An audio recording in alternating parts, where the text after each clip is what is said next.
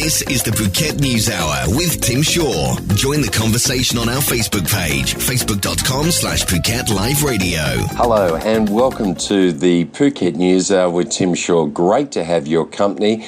Stay tuned over the next hour. We're going to bring you some of the stories that are making news locally, nationally and around the world. We'll keep you up to date with the Phuket News Centre updates on local and national news, and we'll cross to the BBC and the Voice of America for the latest around the world. Stay tuned to the Phuket News Hour with Tim Shaw, proudly brought to you by the Kids Club Phuket.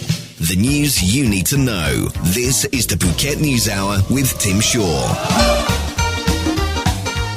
The Guardian newspaper is reporting that one of only 4 refugees sent to Cambodia under Australia's $55 million deal to move refugees from Nauru to the Southeast Asian country reportedly now wants to go back to Myanmar.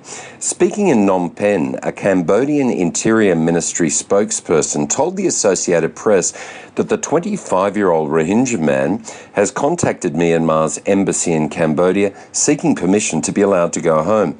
It is not known why the man wants to return home. The 4 refugees, who are housed in a villa in the Cambodian capital, are not free to speak to the media, but it is understood he was recently visited by his father, who may have encouraged him to reunite with his family.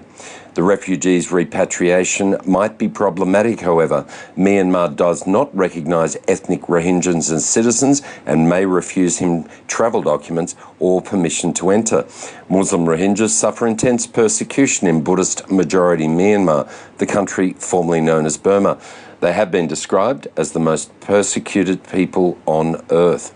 The man who wants to go back to Myanmar has been formally recognised as a refugee, meaning he has a well-founded fear of persecution in his home country.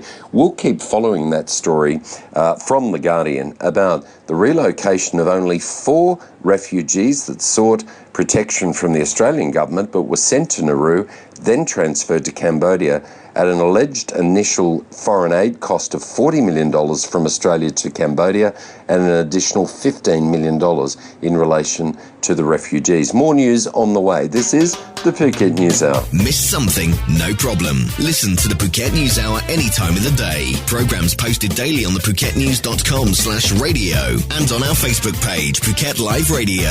A concerning story in the Bangkok Post. Beijing must offer more than hollow promises if it is wishing to secure peace in the disputed South China Sea and beyond, according to a spokesperson for the Philippine Defense Department. The remarks came after China flaunted its military might with a massive parade to mark the end of World War II, though President Xi Jinping said at the event his country was dedicated to peace and does not seek hegemony. The Chinese leadership should go beyond deceitful rhetoric, claiming peaceful efforts before their aggression takes a greater and irreparable toll on the region and beyond, according to the department spokesperson Peter Paul Galvez. We call on China's government to show its sincerity by at least stopping all ongoing construction and militarization activities and to refrain from restricting freedom of flight and navigation. China has claimed almost all of the South China Sea, a vital marine route, rich fishing ground and potential source of vast minerals, despite competing claims from the Philippines as well as Brunei, Malaysia, Taiwan and Vietnam, which are all ASEAN nations. The Philippines has been most vocal in criticising China's efforts to enforce its claim by seizing islets and turning isolated outcroppings into artificial islands that can host military facilities. We will keep reporting on this story on the Phuket News Hour. It has been an issue, and particularly when the American military flew over some points, they were warned away by Chinese military ships in the South China Sea. We'll keep following this story on the fight of the Philippines for their rights to fish and their sea rights that China wish to claim. More news on the way, the Phuket News Hour. Your daily news fix Monday to Friday at 11 a.m. Only on Live 89.5. Breaking news. The Kids Club Phuket is the best place for your kid to have so much fun with children of their age. You know, the Kids Club Phuket is located opposite Jung Salong. 800 square metres of air-conditioned comfort for your kids to play. Wonderful trained nannies there to monitor your children while you pop over the road to Jung Salong. Have a kid-free meal, get your nails done, do the shopping. The Kids Club Phuket, open 10 a.m. through to 9 p.m, 7 days a week, opposite Jung Salong. Underground parking, the best fun your kid can have. And if you're looking for party supplies too, the Kids Club TKC Party Supplies. Check out the full range of great party decorations, balloons, plates, everything you need. The Kids Club Phuket. Go to kidsphuket.com. The Kids Club Phuket, proud sponsors of the Phuket News Hour. Your island, your station, Live 89.5. A great story from the Vietnam News. The National Assembly leader of Vietnam have discussed measures to enhance collaboration between the US state of Massachusetts and Vietnamese localities during meetings in the state of Massachusetts yesterday. At a meeting of the Senate President Stanley Rosenberg, National Assembly Chairman Nguyen Sinh Hung said he enjoyed his visit to Massachusetts, where late President Ho Chi Minh lived in the early 20th century while researching how to save his own country. Hung said he aimed to reinforce and propel the two countries' relations forward, especially when it came to parliamentary ties. He also said he believed high-level visits between the two sides would create long and strong bilateral cooperation across the board.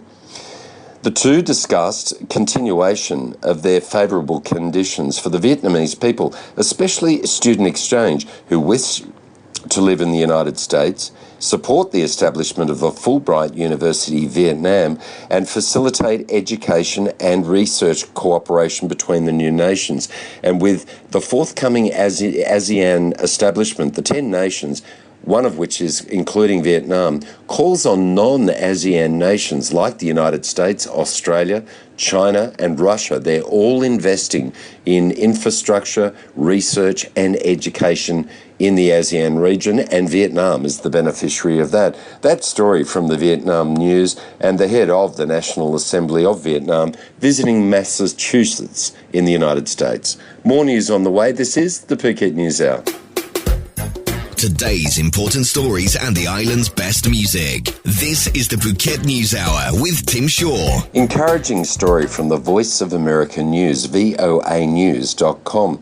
Representatives from North and South Korea began talks this week aimed at resuming the reunion of families separated over 60 years by the Korean War. Now, Red Cross officials from both Seoul and Pyongyang sat down for discussions at a truce village in Panmunjom to discuss where and when to hold the latest round of reunions, which last occurred in February 2014. There is speculation these reunions will take place in October this year at the scenic North Korean resort of Mount Kumgang, the site of the 2014 event.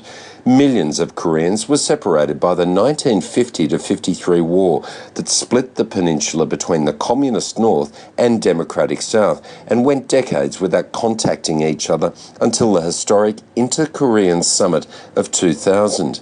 The reunions were initially held on an annual basis, but many were scaled back due to strained cross-border relations. Many of the participants are now in their 70s and 80s, and the reunions are the only chance to see their long-lost loved ones, as both governments ban the exchange of letters, phone calls and emails across the border.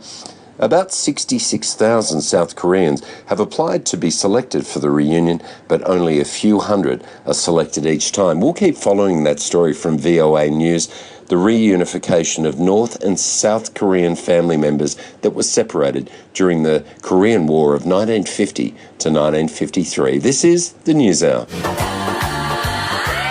Your daily news fix, Monday to Friday at 11 a.m. Only on Live 89.5. Great to have had your company here on the Phuket News Hour. Don't forget, 11 a.m. till midday, Monday through Friday. The catch-up program, 6 a.m. Tuesday through Saturday. And our daily podcasts you can listen to on PhuketLiveRadio.com.